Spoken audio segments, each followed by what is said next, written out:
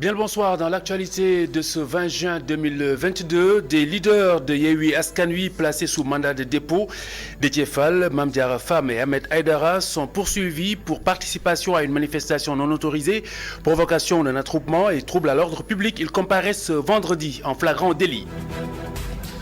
Les gérants des stations-service montent au créneau. Ils s'insurgent contre le saccage de leur lieu de travail lors notamment de manifestations politiques. La journée mondiale des réfugiés ce lundi 20 juin 2022. À l'occasion, nous ferons connaissance avec Moustapha Sow. Moustapha Sow, un Sénégalais établi à Las Palmas, un symbole d'intégration dans les îles Canaries grâce à ses actions humanitaires. Fenêtre biennale, visite de la galerie Cambouri. Mame Koumba Bang, génie protecteur de Saint-Louis, y est à l'honneur. Bienvenue à tous, le développement dans un court instant.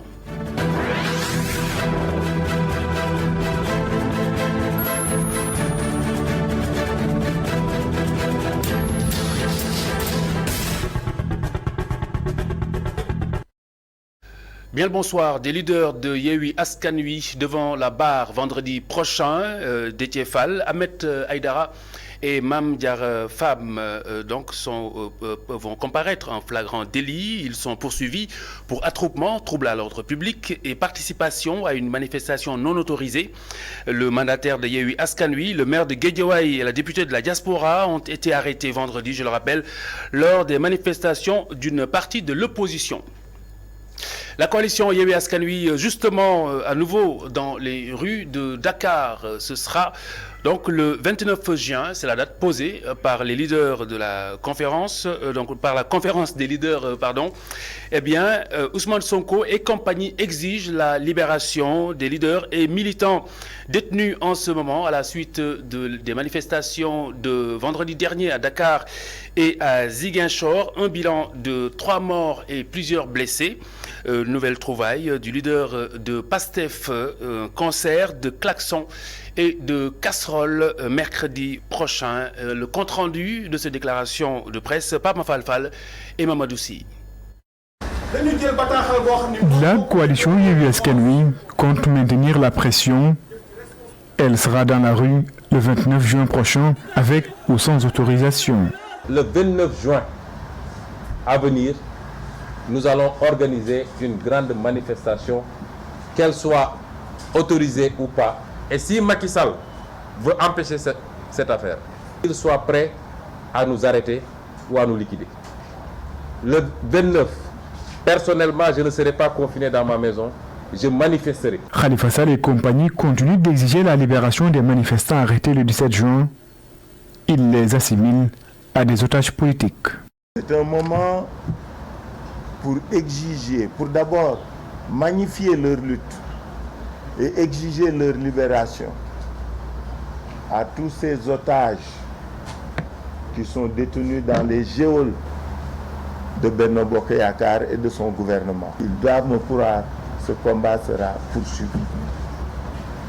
Yewwi Askan Wi invite ses militants à s'organiser dès à présent dans les quartiers pour lutter pour la démocratie. Un concert de klaxons et de casseroles est même théorisé. Tous ceux qui ne sont pas d'accord avec la manière dont Macky Sall gère le pays, ce que nous vous proposons, c'est des concerts de casseroles et de klaxons à partir de ce mercredi. Que tout le pays bruisse de ce concert qui exprime un mécontentement et qui envoie un message à Macky Sall et à la communauté internationale. La manifestation du 17 juin a été un succès selon les leaders de Yewwi Askan Wi. Ils comptent saisir les juridictions internationales pour dénoncer, disent-ils, l'attitude du président et lui barrer la route contre toute tentative d'une troisième candidature. Une délégation de la coalition est annoncée à Ziguinchor et à Bignona pour présenter les condoléances. La Ligue démocratique qui regrette les 3 morts enregistrés lors des manifestations de vendredi à Dakar et à Ziguinchor ou dans le sud du pays. Moussa Sarr qui réclame une enquête. Le porte-parole de la formation politique était l'invité de Migui Maram Ndiaye à Tok Tok Sénégal, la matinale d'ITV ce matin. Il incrimine l'opposition dans les drames survenus le vendredi et le mois de mars dernier. Voici la synthèse de cet entretien avec Migui Maram Ndiaye himself. La situation politique reste tendue au Sénégal à moins de 2 mois des élections des députés. Des manifestations interdites ont même viré au drame. Une situation qui pouvait être évitée aux yeux du porte-parole de la Ligue démocratique.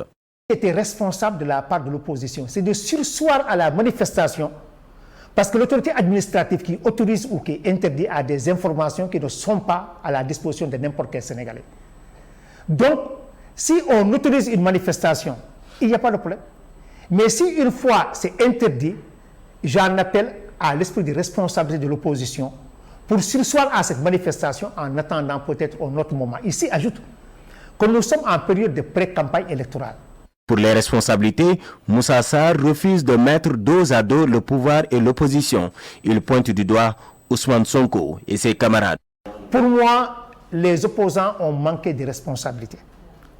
Et tout ce qui arrive en mars 2021, les 14 morts que nous avons enregistrés malheureusement, le 17 juillet, les 3 morts et la dégradation des biens publics et privés que nous avons observés dans ce pays, pour moi, l'opposition en a l'entière responsabilité. Parce que c'est l'opposition qui appelle au mortal combat, c'est l'opposition qui décide d'appeler 200 000 jeunes à Dakar pour marcher sur le palais de la République. Pourtant, le président Macky Sall a été élu par les Sénégalais. S'il y a des gens qui contestent Macky Sall, ils n'ont pas à attendre une élection présidentielle. Mais les 3 cas de décès ne doivent pas rester impunis selon le porte-parole de la Ligue démocratique. Moussa Sarr, qui garde encore en mémoire les 14 morts du mois de mars, demande l'ouverture d'une enquête. Ça serait dommage que nous arrivions à une situation où la mort est banale. La mort ne doit pas être banalisée. C'est la raison pour laquelle je pense que l'État doit assumer ses responsabilités régaliennes en assurant la sécurité des Sénégalaises et des Sénégalais, mais surtout, pour le cas qui nous occupe par rapport à votre question, il faudrait que l'État mette en place une commission d'enquête pour enquêter sur ce qui s'est passé au mois de mars 2021, enquêter également sur ce qui s'est passé le 17 juin 2022. La Ligue démocratique, membre de la mouvance présidentielle, invite donc les acteurs politiques à la sérénité et s'oppose à toute idée de report des élections. Moussa Sarr, qui en marge de cet entretien, nous apprend que 3 formations de la gauche sénégalaise fusionnent, la LD, AJ/PADS et UDF Mbolomi. Le porte-parole de la Ligue démocratique, qui l'indique donc, appelle les autres formations qui se réclament de la gauche à les rejoindre. Écoutez. Nous avons d'abord constaté que la gauche sénégalaise s'est émiettée. Certains sont dans Benno Bokk Yakaar, certains sont dans l'opposition. Nous pensons que si la gauche veut continuer à peser sur le cours des événements, il y a un seul impératif, la gauche doit s'unir. C'est même une urgence. Nous, Ligue démocratique, nous sommes convaincus de cette nécessité de l'unité de la gauche.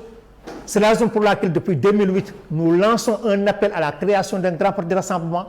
Nous sommes en train de faire des pas avec la Confédération pour la démocratie et le socialisme, CDS, créée en 2015 et qui a décidé de passer du statut de confédération à celui de fédération.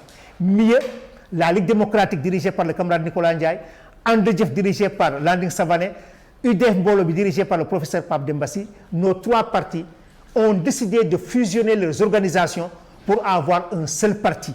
Je suis membre du comité des plénipotentiaires, nous sommes en train d'achever nos textes, nous allons lancer un appel grand public à tous les partis de gauche, à toutes les personnalités de gauche, pour qu'ensemble nous unissions nos forces pour que la gauche retrouve son unité et que la gauche continue à peser de tout son poids. Parce que le Sénégal a besoin de la gauche si on se réfère aux luttes que nous avons menées dans ce pays-là pour que la démocratie arrive à ce niveau. Les gérants de stations-service crient le ras-le-bol face au saccage répété de leur lieu de travail, notamment lors de manifestations politiques dans les rues de Dakar. Ils ont rencontré la presse pour justement faire part de leur désolation, faire entendre leur voix, mais surtout interpeller les autorités compétentes, mais également les autorités religieuses. À la suite de l'évaluation, plus d'1,1 milliard de fonds de commerce ont disparu, en plus de 454 personnes au chômage lors des événements de mars 2021. Aucun gérant n'a toujours pas été remboursé, explique le secrétaire général de l'association des gérants de stations-service. On a rencontré les ministres de tutelle, en l'occurrence le ministre de l'Énergie et le ministre du Commerce, qui nous avaient demandé autant de fournir des documents par rapport à cette situation-là. Une évaluation a été faite. Plus d'1,1 milliard a été perdu par des Sénégalais. Et presque 454 personnes au chômage jusqu'à l'heure actuelle où je vous parle. Aucun gérant de station-service n'a été remboursé. Aucun, je dis bien aucun de gérant de station-service n'a été remboursé. Ce qui a été vraiment déplorable. Une plainte sera déposée afin que plus jamais ces saccages ne se reproduisent. Nous poursuivrons quiconque s'attaquera à nos stations, de façon incitative ou de façon physique. Nous porterons plainte auprès du procureur pour que ces choses-là arrêtent une bonne fois pour toutes. Ça suffit. Les gérants de stations exigent de l'État du Sénégal la préservation de leur sécurité et demandent aux chefs religieux et sociétés civiles de sensibiliser la population. Nous exigeons de l'État du Sénégal, garant des biens et des personnes, d'assurer notre sécurité. On commence à en avoir marre que nos sites soient pris comme cible. Nous sommes aussi sénégalais que tout le monde. Nous faisons appel aux autorités étatiques pour qu'ils prennent des décisions fermes par rapport à cette situation-là qui ne peut perdurer. Appel aux chefs religieux, aux clergés, aux imams, aux bonnes volontés, aux ONG comme Jamra.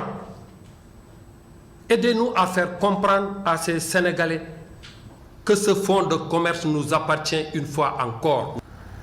Les événements de mars continuent de hanter le sommeil des gérants de stations-service. Aucune évaluation n'a été faite après la manifestation du 17 juin dernier. Si rien n'est fait, les gérants menacent de fermer boutique au détriment des Sénégalais. Éducation à présent avec les examens du certificat de fin d'études élémentaires et de l'entrée en 6e. 296 395 candidats inscrits cette année. Ils sont répartis dans 1884 centres d'examen. Le directeur des examens et concours qui livre ces chiffres souligne que toutes les dispositions matérielles ont été prises pour le bon déroulement des examens de cette année 2022. À la date du 20 juin 2022, le nombre total d'inscrits est de 296 395, dont 165 714 filles, soit 55,90% du nombre total de candidats, contre 286 668 en 2021, soit un écart négatif léger de 273. L'ensemble des candidats sont répartis dans 1884 centres. Ces données statistiques stabilisées et envoyées par les académies pourraient connaître une évolution du fait du traitement tardif de certains dossiers liés à l'état civil de certains candidats. Mesdames et messieurs, la prise en charge correcte de ce nombre de candidats requiert inéluctablement l'utilisation de moyens humains, financiers, matériels et logistiques conséquents. C'est pourquoi, cette année encore, le ministère de l'Éducation nationale n'a pas lésiné sur les moyens pour relever le défi de l'organisation. Sur instruction de M. le ministre de l'Éducation nationale, nous avons également procédé, en fonction de la spécificité de chaque académie, à l'augmentation des ressources financières cette année. En outre, il faut souligner que toutes les dispositions ont été prises par la DAGE pour que les augmentations des indemnités liées aux examens et concours entrent en vigueur à partir de cette année. Examen prévu donc le 7 juillet prochain. Bonne chance à tous les candidats. 4e édition du prix Orange du livre en Afrique, Belle âme de Yamen Manaï remporte l'édition de cette année. Le Tunisien a compéti face à six autres ouvrages. Augustin Mandang et Mamadou Dieng étaient sur place. L'ouvrage Belle Abîme de l'écrivain tunisien Yamen Manaï est sur le toit de la littérature africaine. Un récit rocambolesque. La toile de fond est la Tunisie et la violence qui gangrène ce pays arabe. Une intrigue centrée sur un adolescent dans les liens de la détention a captivé le jury. d'un adolescent, un adolescent qui est aux arrêts. Il discute avec un expert psychiatrique et un avocat qui sont venus préparer son procès. On ne sait pas pourquoi il est là. Et se déroule alors le fil narratif, on découvre son histoire, on découvre pourquoi il a commis des actes répréhensibles.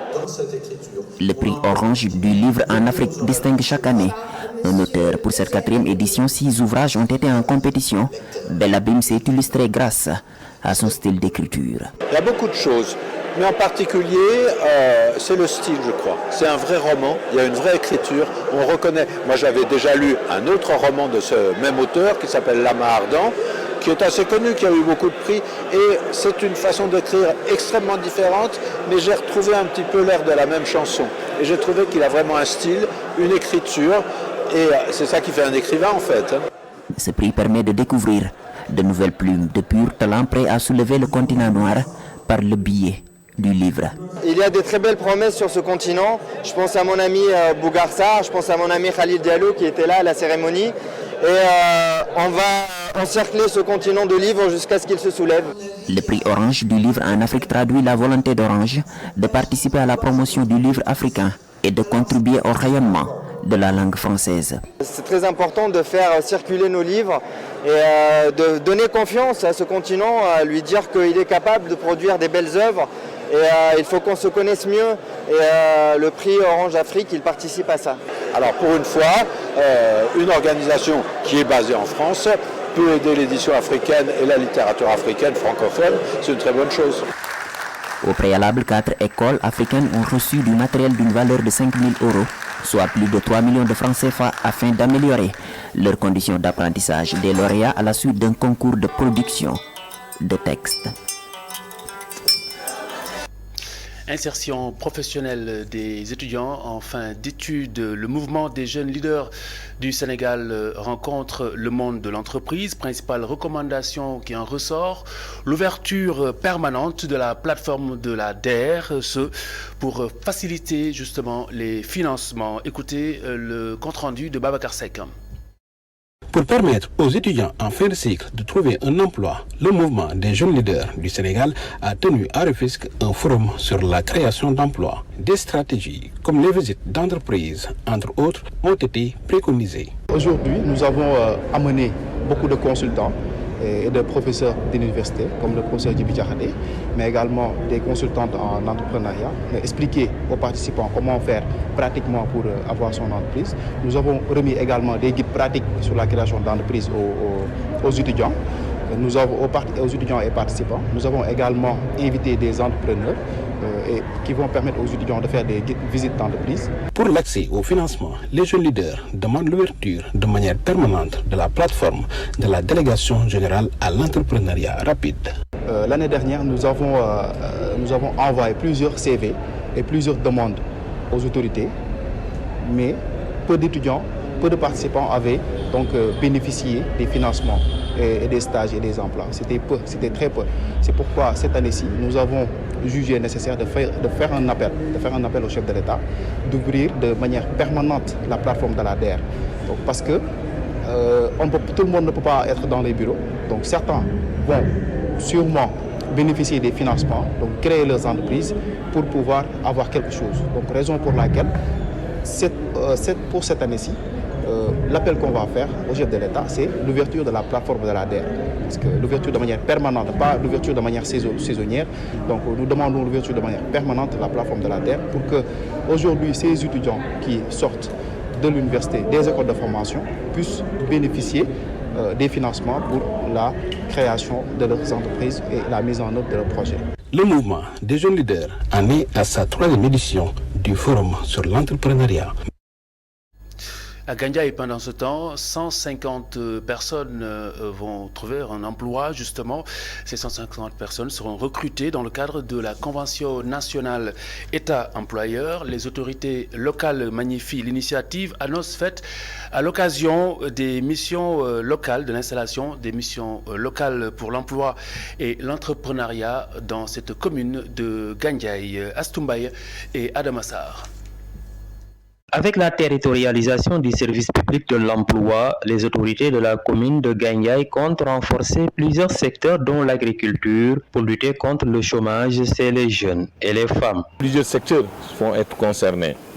Ça va de l'agriculture, le maraîchage qui est très bien implanté à Gandiaye, la transformation des produits céréaliers, et les entreprises artisanales, la mécanique, la menuiserie bois, la menuiserie alu et beaucoup d'autres métiers aussi qui sont en train d'éclore au niveau de Gandiaye. Et nous l'espérons bien, avec cette mission, nous allons booster, réveiller toutes les initiatives qui étaient en latence au niveau de Gandiaye pour qu'on puisse atteindre un peu l'autosuffisance à tout point de vue. Selon les autorités de la direction de l'emploi, grâce à la Convention nationale État-employeur, 150 personnes seront recrutées dans la commune de Gandiaye.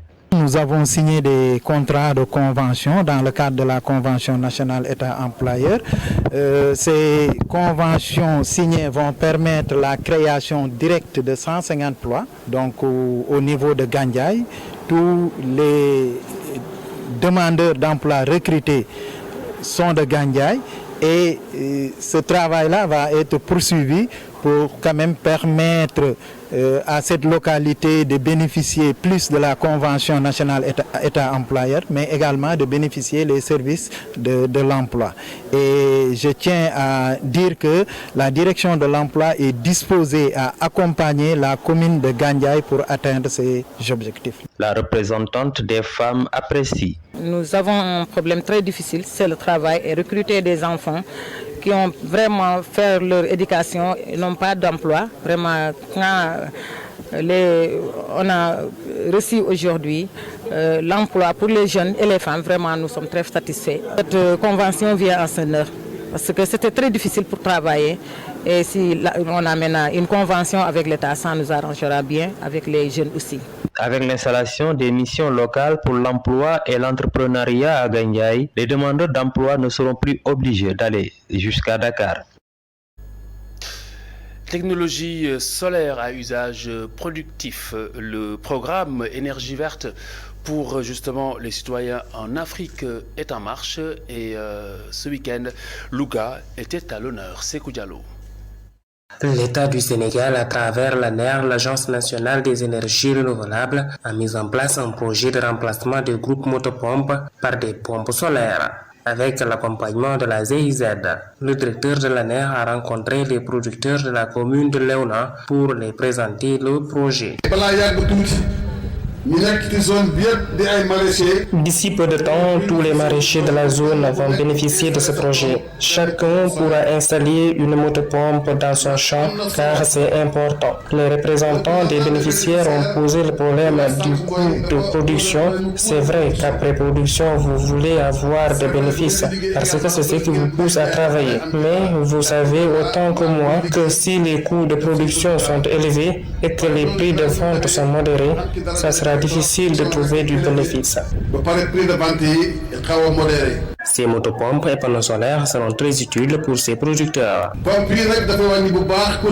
Ces pompes vont participer à la réduction du coût de production parce que vous n'allez plus acheter du carburant pour les moteurs. C'est la première importance que vous aurez de ce projet. La deuxième, c'est la gratuité presque de l'entretien. Il se limite juste au nettoyage des panneaux solaires.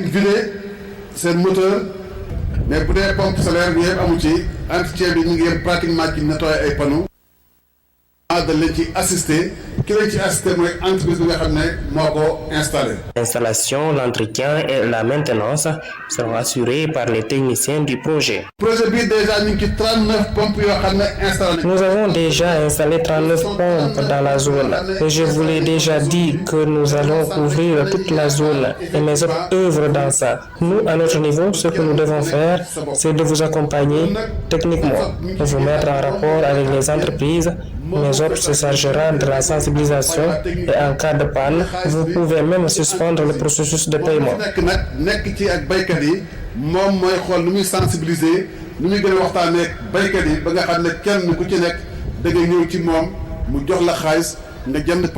Nous installer le pare assurer entretien bi ak maintenance bi pendant toute la durée de remboursement mu wóor te bu sa pompe paane Un projet de 65 000 € compte installer 145 chambres froides solaires à travers le pays pour lutter contre la mévente des produits agricoles, halieutiques et laitiers. Nous avons un autre projet qui va installer 145 chambres froides solaires à travers le Sénégal. Sur ces 145, les 100 sont dans la conservation des produits agricoles. Ça va permettre de stocker les produits agricoles au niveau de la zone des Niayes.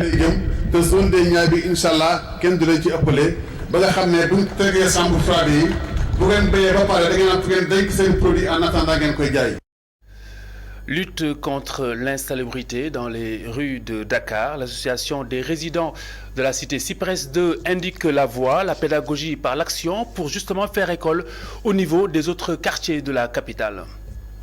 Convier donc tous les résidents de la cité à venir donc ensemble nettoyer la cité, reverdir la cité. Et là donc nous avons eu l'appui de l'UCG et aussi accompagner des jeunes de la cité, accompagner des femmes de la cité. Et nous avons donc désensablé toutes les rues. Et là actuellement nous sommes en train donc d'enlever tous les ordures au niveau des rues. Et à côté de ces opérations de nettoyage, nous en profitons aussi pour sensibiliser les populations pour qu'ils ne déposent pas les ordures au niveau des rues de notre quartier et qu'ils attendent vraiment que le camion de ramassage arrive, ce qui est le cas tous les 2 jours, pour sortir leurs ordures. Ainsi, ça nous évite d'avoir des rats dans les rues et d'autre part aussi de pousser d'autres personnes à venir déposer des ordures dans les rues. Et à l'issue donc de toutes ces opérations de nettoyage, nous allons faire une plantation de beaucoup d'arbres au niveau de la cité. Et comme vous le voyez aussi, nous allons, après le nettoyage, la plantation des arbres, se focaliser sur la voirie. Parce qu'on s'est dit que nous avons beaucoup de nids de poules, bien que nous avons quand même une voirie intacte aujourd'hui, mais nous allons nous focaliser là-dessus pour essayer de voir, avec l'appui des structures étatiques, de voir comment mettre des pavés dans toutes les rues de notre quartier. Okay. Nous sommes le 20 juin 2022, c'est la journée mondiale des réfugiés. Rencontre avec Moustapha Sow. Moustapha Sow est un Sénégalais établi à Las Palmas. Il s'est distingué sur place, grâce à ses actions humanitaires, surtout en faveur des migrants, mais également des réfugiés. Envoyé spécial dans les îles du Canari, Pape Ibrahim Ndiaye. Il presse le pas au rythme de sa vie et au service des Sénégalais d'Espagne, particulièrement ceux qui vivent à Las Palmas, dans la Grande Canarie. Moustapha Sow a déposé ses valises par la voie légale dans les îles Canaries depuis 1990. Après des débuts compliqués, il se lance dans le commerce qui lui ouvre la voie de l'interprétariat. Je travaillais au département fédéral espagnol pour m'occuper des migrants qui débarquent à Las Palmas. Cette voie est toute faite pour lui. Depuis son arrivée sur le sol espagnol, il prend souvent la parole pour défendre ses compatriotes. Mais le plus important, c'est le soutien à la fois moral et financier. Récemment, j'étais au Sénégal pour accompagner un migrant malade mental. Il a été rapatrié quand il dormait dans la rue, agressé des gens. Je l'ai aidé à rentrer et sa famille a participé financièrement. Après 22 ans de carrière, la vie de Moustapha Sow a basculé, mais du bon côté. Désormais, le commerçant d'alors collabore avec des tribunaux espagnols comme interprète, une position qui lui permet de porter la voix des femmes divorcées et au banc des accusés à cause de l'autorisation parentale. Mais tey jigéen ñi nga xamante ne dañu ñëw fii seeni doom nekk fi ñu dugal leen këyit dañu war a am séjour pour mën fi légal di dem di jàngi parce que fii xale bu fi juddoo wala tey moo yot nekk xale. Les enfants, malgré le divorce, doivent être pris en charge par les services sociaux espagnols. Mais pour ce faire, il a besoin de l'autorisation parentale et parfois c'est le mari qui refuse de le faire. C'est une situation délicate et l'État du Sénégal doit réagir. vraiment ñu ciy ñaan waa Sénégal parce que. Pour gagner ce combat, le chemin est encore long. Moustapha le sait, mais le plus important pour lui, c'est de poursuivre ce chemin sans complexe, marcher la tête haute dans les rues de la Grande Canarie jusqu'au bout du tunnel. Belle rencontre signée avec le PIN, l'infatigable pape Ibrahima Ndiaye. Au Mali, 132 civils tués dans la nuit du 18 au 19 juin 2022. Le gouvernement qui l'indique révèle que plusieurs auteurs incriminés ont été arrêtés. Il s'agirait des combattants de la Katiba, du Massina, de Amadou Koufa. En France, le président Emmanuel Macron perd la majorité absolue à l'Assemblée nationale. Macron qui devra nouer désormais des alliances s'il veut vraiment conduire sa politique comme il l'entend. C'est du moins la lecture de Ayouba Faye. Ayouba Faye est le rédacteur en chef de Presse Afrique. Écoutez-le avec Younoussa Gueye. Constat, suivant les résultats qui sont sortis des urnes au second tour des élections législatives françaises de ce juin 2022, le premier constat à faire dans ces élections, c'est que le président Emmanuel Macron va devoir nouer une coalition ou trouver des majorités d'idées pour légiférer. Donc sinon, son quinquennat va être des plus compliqués. Déjà, il n'est plus le maître absolu du jeu. C'est une situation vraiment inédite sous la Ve République qui replace l'Assemblée nationale donc, au centre du jeu politique français. Le deuxième constat à faire, c'est que s'il y a un parti pour moi qui a gagné ces élections, c'est le Rassemblement national. Marine Le Pen et les siens continuent leur percée dans une France qui accorde de plus en plus de crédit à l'extrême droite. Il passe en 5 ans, tenez-vous bien, de 8 à 89 députés. La montée en puissance est tellement incroyable que Marine Le Pen a décidé donc hier, après les résultats, de quitter son poste de présidente pour se consacrer exclusivement au groupe parlementaire. Alors inutile de vous dire que les députés RN vont tout faire pour casser les politiques du gouvernement de Macron qui auront forcément besoin de l'aval de l'Assemblée. Autre chose aussi à noter, c'est que la coalition dirigée par Mélenchon, qui devait être normalement la première force d'opposition dans l'hémicycle, est en train de voler en éclats après avoir quand même réussi à emporter 131 sièges. Vous avez entendu ce matin le PS déclarer, ainsi que d'autres alliés, qu'ils refuseraient de participer à un groupe parlementaire unique dirigé par la France insoumise. Donc le troisième constat à faire est que plus de la moitié des électeurs français ont fait le choix de ne pas voter au second tour, ce qui continue à être très regrettable. Après le taux d'abstention notamment noté lors de la présidentielle, cette fois-ci au second tour, on a relevé un taux d'abstention de 53,77%. Donc voilà, les abstentionnistes donc, sont les autres vainqueurs de cette élection.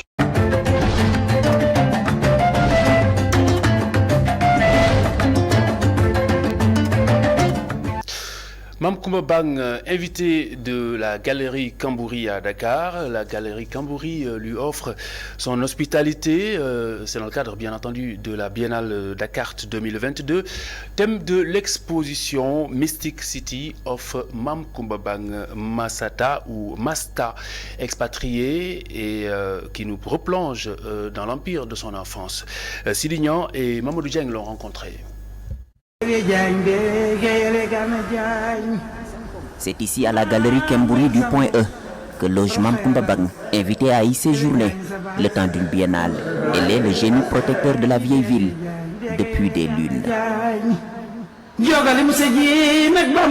Elle et sa famille racontaient à travers ses bustes. L'artiste répond sous le nom Masta, un expatrié. Mam Koumba Bang, c'est la déesse fluviale, la déesse protectrice de la ville de Saint-Louis. Donc c'est une histoire pratiquement connue de tout le monde. C'est aussi un patrimoine immatériel. Mam Koumba Bang, présentée comme une déesse protectrice de Saint-Louis depuis des siècles, avec qui les Saint-Louisiens échangent par des offrandes pour espérer en retour une protection de sa part. Masta, l'artiste, va plus loin en essayant de représenter son monde, une imagination. Qui est un monde invisible, qui est composé peut-être d'autres éléments de sa famille, on va supposer. Et le tout, ça va constituer un environnement peuplé d'êtres invisibles que j'essaie de traduire à travers mes toiles. Sur ces toiles, Masta retrace des histoires qu'on lui a racontées depuis sa tendre enfance. L'art, le meilleur canal. En tant qu'artiste, je n'ai pas d'autre moyen de m'exprimer que de l'art parce que ça me permet de dire les choses que je n'arrive pas à trouver avec les mots. Donc l'art, c'est vraiment mon écriture. L'écriture qui s'offre à moi et mon langage, on va dire, primordial. Le génie protecteur de la vieille ville dans la galerie Kimbouri, tout au nord du Dakar, grâce à cette exposition de Masta intitulée Mystic City of Mam Kumba Bang.